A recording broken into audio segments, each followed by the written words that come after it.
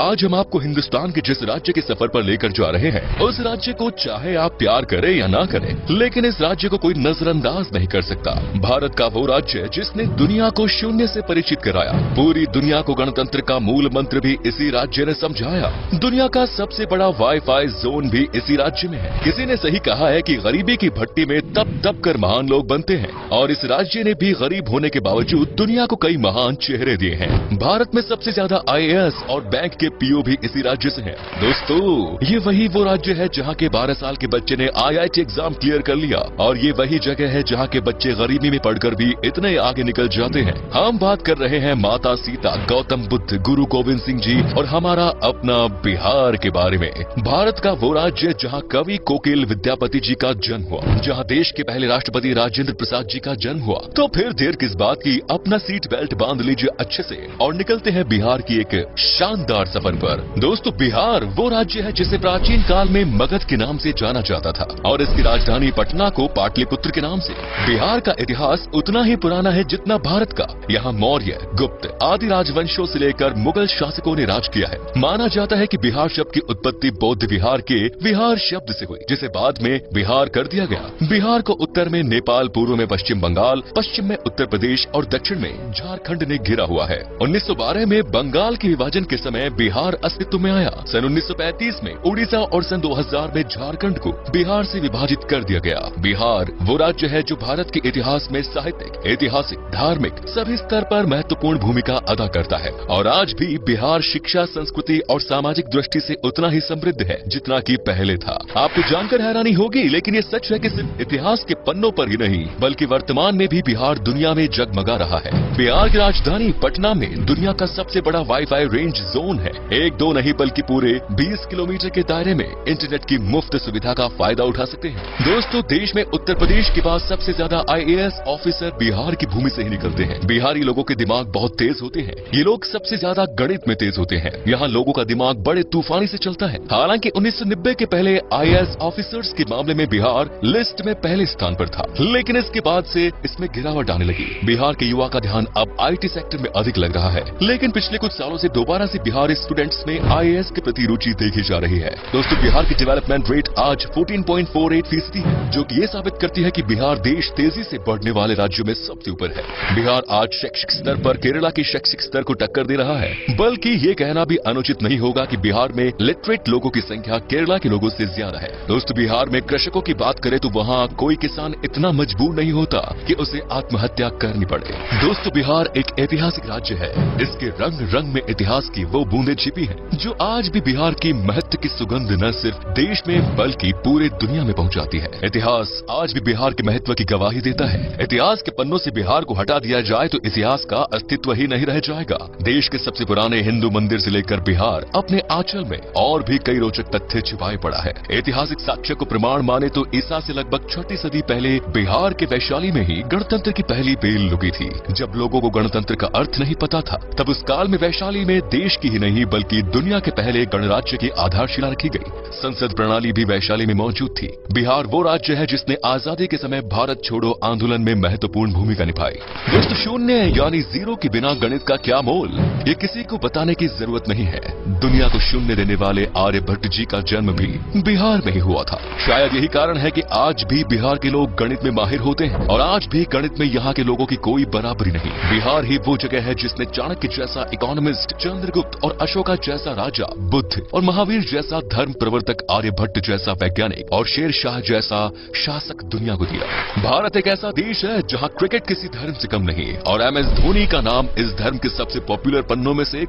MS Dhoni का जन्म रांची में हुआ था, जो कि पहले बिहार का हिस्सा हुआ करता था। धोनी को लोग आज भारत के सबसे सफल क्रिकेट कप्तान और महान खिलाड़ी के रूप में देखते हैं। सिखों के 10वें गुरु गुरु गोविंद सिंह का जन्म भी बिहार में ही हुआ, और सिखों का पवित्र स्थान हरमिंदर तख्त पटना में है। आपको बता दें कि दुनिया का सबसे पुरानी यूनिवर्सिटी नालंदा यूनिवर्सिटी और तक्षशिला यूनिवर्सिटी भी बिहार में ही है। यहाँ पहले विदेशों से भी लोग पढ़ाई करने आया करते थे। दोस्तों, माता सीता की जन्मभूमि भी एक समय में बिहार में ही थी, जो आजकल नेपाल का हिस्सा हो गया। आपको बता दूं कि जनकपुर में ही माता सीता पैदा हुई, और तब ये बिहार हुआ करता था, जहाँ पर भगवान राम जी आए थे। दोस्तों, बिहार के मिथिलांचल में आज भी भगवान राम को दामाद माना जाता है। माता सीता की नगरी मिथिलांचल बिहार का गौरव है। मिथिलांचल की मिथिला पेंटिंग के बारे में तो हर कोई जानता है। आपको तो शायद पता ही होगा कि बॉलीवुड के शान और जान पंकज त्रिपाठी भी बिहार से ही है और बिहार का भी एक बेटा शानदार एक्टर है सुशांत सिंह राजपूत, जिसका देहांत होने के बाद भी लोगों के प्यार ने अमर कर दिया। दोस्तों, बिहार का खाना भारत के सबसे शानदार पकवानों में से एक माना जाता है। बिहार का लिट्टी चोखा बहुत टेस्टी होते हैं। आपने अगर लिट्टी चोखा नहीं खाया तो एक बार जरूर ट्राई कीजिएगा,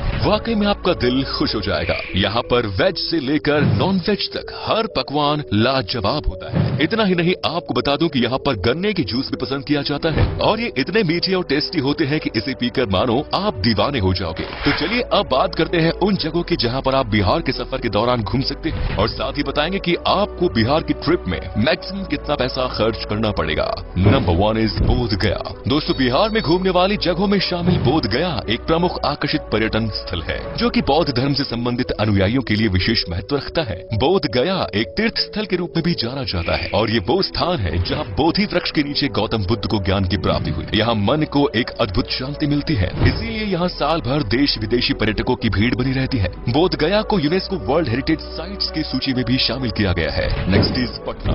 बिहार राज्य में गंगा नदी के दक्षिणी छोर पर स्थित पटना पर्यटन स्थल बिहार की राजधानी है और पटना को एक ऐतिहासिक और आकर्षित पर्यटन स्थल के रूप में जाना जाता है। पटना शहर धार्मिक दृष्टि महत्व के साथ साथ आध्यात्मिक महत्व भी रखता है। बिहार के पटना को सिखों, जैन, हिंदू और बौद्ध धर्मों के तीर्थ स्थलों का प्रवेश द्वार भी माना जाता है। उत्तर भारत के सबसे बड़े शहर के रूप में विख्यात पटना तारामंडल, हाईकोर्ट, पटना साहिब गुरुद्वारा, पादरी की हवेली और सचिवालय भवन जैसे आकर्षण से भरा हुआ है। Next is Madhubani. बिहार का आकर्षित शहर मधुबानी एक प्राचीन शहर है जो कि मधुबानी कला और संस्कृति के लिए जाना जाता है। मधुबानी शहर का उल्लेख रामायण काल में होने की पुष्टि की गई है। मधुबनी शहर अपनी शानदार चित्रकारी के लिए जाना जाता है। आपकी जानकारी के लिए बता दें कि सीतामढ़ी और सुपौल मधुबनी के प्रमुख व्यापारी क्षेत्र के रूप में जाने जाते हैं। Next is Nalanda. बिहार के तीर्थ स्थलों में शामिल नालंदा बिहार की ऐतिहासिक जगह है। नालंदा प्राचीन काल की सबसे पॉपुलर तीर्थ स्थल है जो कि संस्कृति, आध्यात्मिकता, इतिहास, वास्तुकला और पर्यटन का जीता जागता उदाहरण है। नालंदा यूनिवर्सिटी यहाँ का प्रमुख आकर्षण है। Next is Vaishali. वैशाली तीर्थ स्थल बिहार का वो धार्मिक स्थान है जहाँ भगवान महावीर का जन्म हुआ। वैशाली बिहार का एक छोटा सा जिला है जो कि बौद्ध, जैन और हिंदू धर्म से संबंधित अनुयायियों के लिए एक तीर्थ स्थल के रूप में जाना जाता है। माना जाता है कि वैशाली नाम महाभारत काल से संबंध रखता है जो कि राजा विशाल के नाम पर रखा गया। Next is Munger.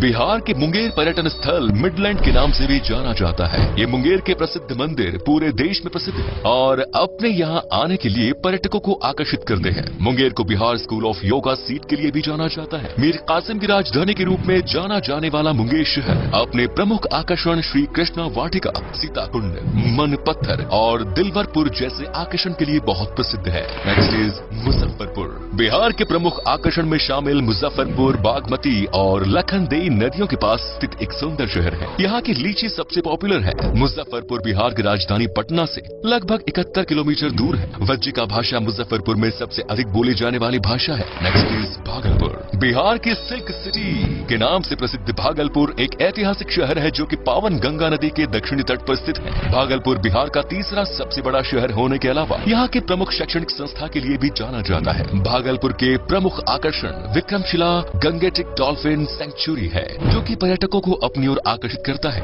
बिहार का भागलपुर अपने रेशम के उपयोग के लिए पहचाना जाता है। Next is Pawapuri. बिहार के धार्मिक स्थलों में शामिल पावपुरी नालंदा जिले में स्थित है और जैनियों के लिए किसी तीर्थ स्थल से कम नहीं। आपको बता दें कि पावपुरी शहर एक समय में मौल महाजनपद की संयुक्त राजधानी के रूप में जाना जाता था। पावपुरी वो धार्मिक स्थान है जहां भगवान महावीर को 500 ईसा पूर्व में दफनाया गया था। पावपुरी घूमने के लिए पर्यटक भारी संख्या में आते हैं जो कि राजधानी पटना से लगभग 83 किलोमीटर की दूरी पर है। पावपुरी दर्शनीय जल मंदिर पर्यटकों के बीच बहुत लोकप्रिय है। Next is Hajipur. बिहार के प्रमुख शहरों में शामिल हाजीपुर भारत के ऐसे प्रसिद्ध स्थानों में शामिल है जो कि अतीत और वर्तमान को वर्षों से अपने आप में समेटे हुए है। हाजीपुर में भगवान बुद्ध का समय, इस्लाम और ब्रिटिश काल से जुड़े रोचक तथ्यों के लिए जाना जाता है। हाजीपुर की भूमि पर जैन धर्म के अलावा हिंदू धर्म से संबंधित कई मंदिर स्थित हैं जो कि पर्यटकों की आस्था का केंद्र बने हुए हैं। आपको बता दें कि हाजीपुर में एशिया का सबसे बड़ा ब्रिज भी स्थित है। दोस्तों, आप अगर 7 से 8 दिन की ट्रिप पर जा रहे हैं तो लगभग 17 से 18 हजार के आसपास खर्च होगा जो कि काफी सस्ता है और बिहार में बस की बेहतरीन सुविधाएं हैं जिससे आपको सफर में कोई परेशानी नहीं होगी।